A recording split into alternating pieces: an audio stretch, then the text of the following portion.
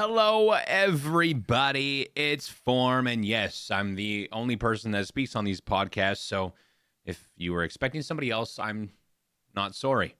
Welcome back, episode 113, I think. I'm losing track again, but I am getting older every day. Yes, that's right, every day. We are all getting older. Welcome in, good morning.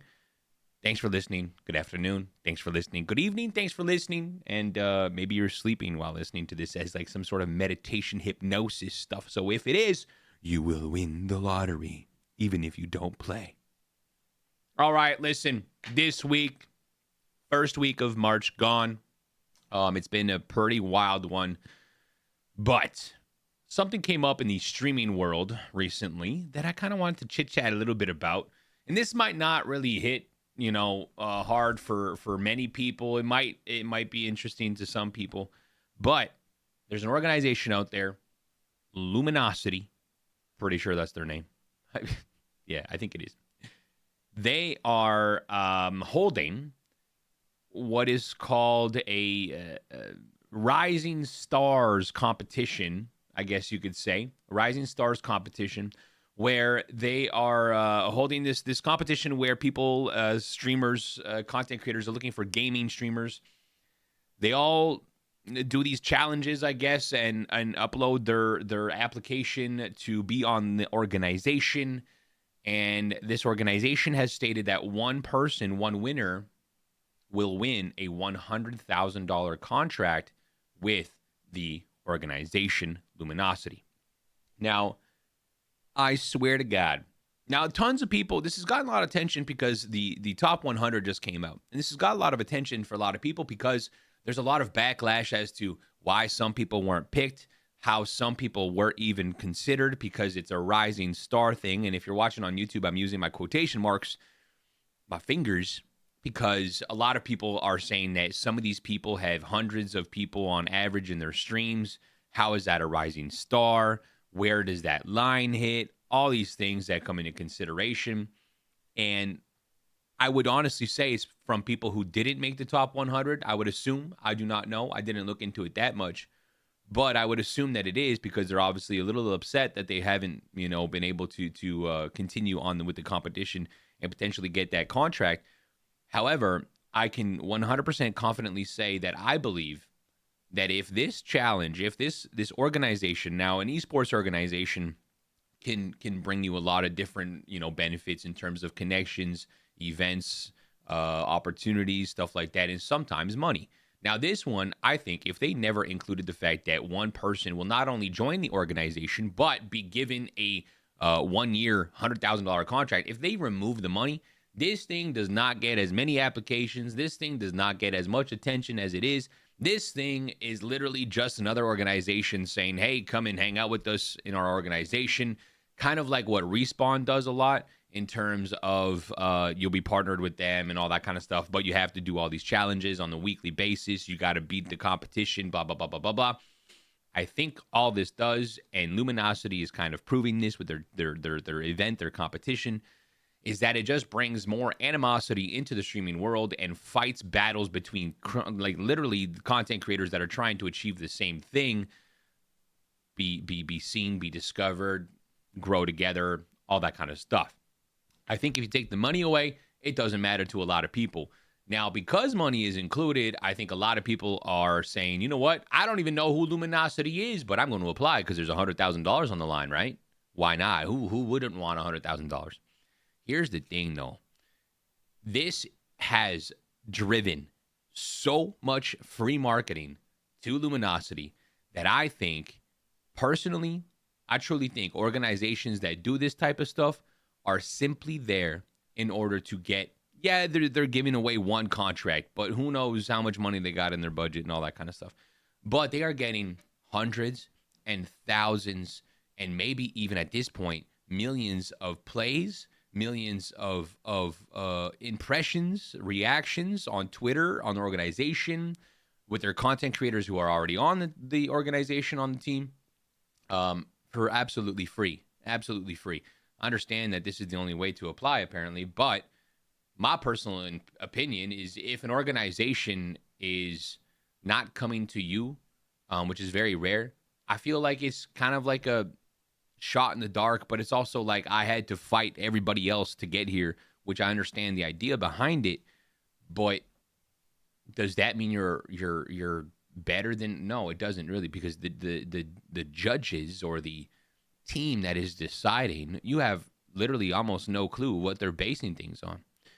Now, there's a lot of other stuff that is kind of included in with this and all the drama that's around it all of a sudden. I mean, I think it was a good idea to start, but I think they're only at a top 100. They still have to cut 99 people out of this competition, and there's already some backlash that people are bringing up because of what's happened, and just the fact that people weren't picked, and some that were, like I said, are already seemingly to be well off.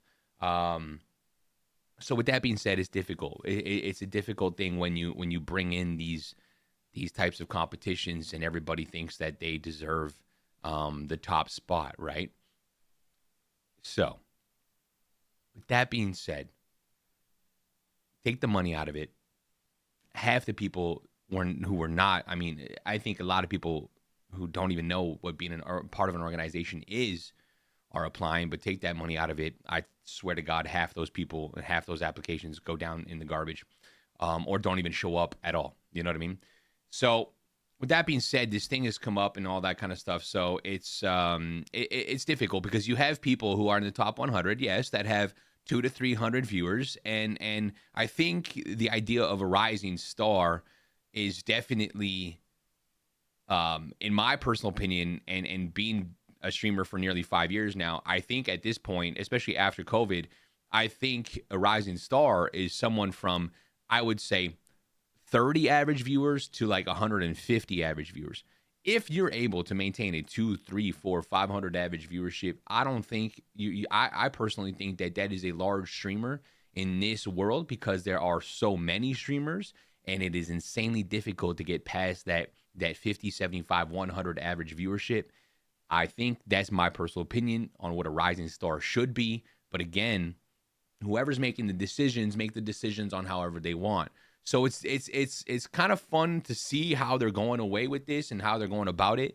But there's definitely some people that already have massive partnerships, sponsorships, and stuff like that, who are now in the top 100, versus people who are like kind of just struggling to be seen and all that kind of stuff, and who probably deserve just the same amount of attention, that didn't make it. And I think that's who's kind of a little bit upset about it. So with that being said, I'm not entirely sure, because I don't know if it's worth it, because yeah, you get $100,000, but if the organization is not going to provide you with here, and this is my opinion, if the organization doesn't have the potential plan, or the already active plan to pay you for being on the organization, and obviously, delivering on your deliverables, such as promoting the organization, providing content for the organization, stuff like that. I think that's where it needs to be discussed, because organizations will bring on anybody they want. You could pay them, which is great, but as soon as you stop getting paid, you're just giving free marketing and free whatever that the organization might benefit from. Meanwhile, you're kind of just sitting back, providing content, hoping to get opportunities, hoping to find some connections through the team, the organization. And this is not just Luminosity. This is any organization, small or big. But if you're not getting paid for your work, I mean, you definitely are being taken advantage of.